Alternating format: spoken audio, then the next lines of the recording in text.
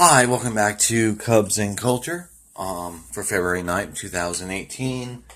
Continuing our exploration of the Three Amigos, starting with Inarritu's first film, Amores, Perros, which translates to Love's a Bitch, and in a lot of ways that it's a really appropriate title. Because this movie, that is its theme, that how erotic or relationship desire sort of fucks us up, but it's also sort of crude and sort of not fully polished, and I really do love this film. I really do like this film. In any case, the story concerns three different storylines interwoven around a car accident. The first storyline is a love triangle between two poor brothers who are sort of fighting over one of their wives, and then because of economic status, they're using dogfight. Octavio is using dogfighting as a way of sort of wooing or winning his brother's wife away from him. The second story concerns a middle class or upper class model and a man who leaves his wife to be with her, and then because of a car accident, she loses her leg, and that sort of disappointment or issue. And then the third sort of story that's interwoven is a hitman who left his wife and daughter because of revolutionary or political ideals, and him trying to reconnect with them. It's all sort of interwoven and spliced together, and the dog fighting story sort of causes the model story, whereas in the hitman story is playing alongside of it. There's basically multiple sort of three triangles that sort of run in parallel or sort of opposite. So like in the first story, it's a love triangle between two men and a woman. In the second story, it's a love triangle between a man and two women, etc.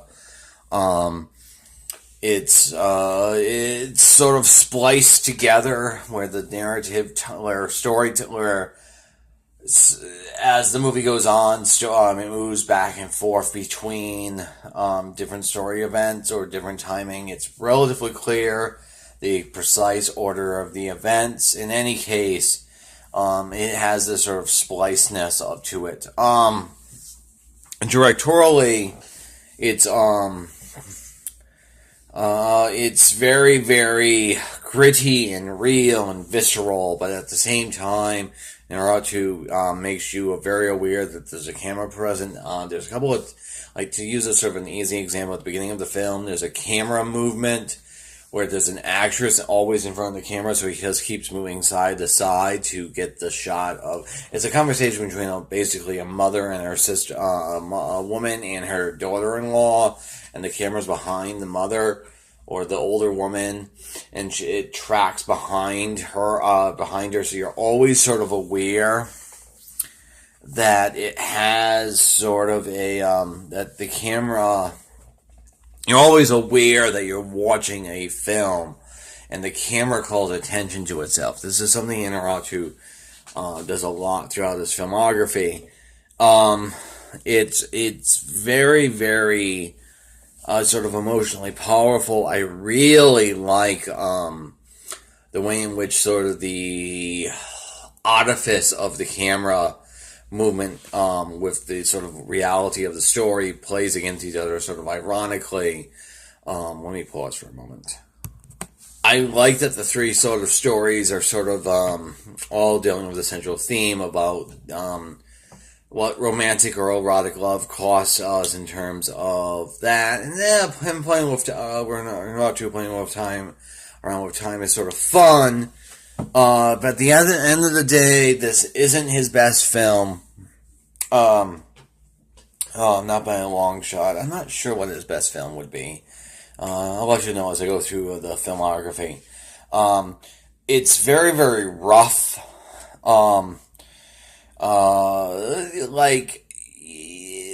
some of the characterizations, like around like Octavio, who's sort of the dog fighting, who's sort of pursuing his brother's wife. It's a little bit rough in terms of it's not ambiguous that you're supposed to be rooting for him as a character or as a individual or sort of the hero of the story, at least that segment of the story. But it's not like he doesn't fully, Inarritu in the screenplay doesn't fully integrate that sort of moral ambiguity. So instead of it coming across as ambiguous, it comes across as incomplete. Likewise, sort of Daniel in the Valia, the model section. It's supposed to be sort of a tragic story where this guy leaves his wife for a model, and it doesn't really work out because of the car accident. Though he sort of sticks with her, but there's not really it's not fully developed why the relationship with the guy's wife, not the model, but the woman he leaves for the model, why exactly the marriage breaks down. And it doesn't feel like it's supposed to be ambiguous. It feels like it's rough or not complete. In any case, with all that being said, this movie is absolutely emotionally powerful, and I really, really like it. And so that's pretty much all I want to say about it. It's not really that much to say. It's the other thing about it is sort of the major ideas within his filmography, in Inarritu's filmography, are all present. So you get the center incident of it being a car crash. You get to 21 grams. You get sort of playing around with perspective and splicing of narratives as you get in Babel, you get in this film. Sort of opposite of Birdman, you get the way in which and so in Birdman the camera is actually a character. It's a character unto itself. In here, the camera's not quite that, but you sort of have the pseudo idea there. So a lot of ways in which I really like this film, or way in which this, like a lot of Inarritu's filmography is contained, you can see a lot of precursors to his other films in this film. The splicing narratives you get that Babel, for example, are in this film, or the central incident being a car accident and then cutting back and forth, which he takes much further in 21 grams, is in this film. You get sort of the camera as character, what you get in Birdman. It's sort of the only film in his filmography that isn't kind of present is The Revenant.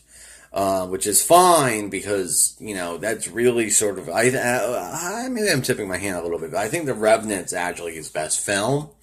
But that just might be my Western kick. Anyway, so that's pretty much all I want to say about this film. I might record a thing about 21 grams, I'm not sure. Anyway, Cubs and Culture out for February 9th, 2018. See you tomorrow.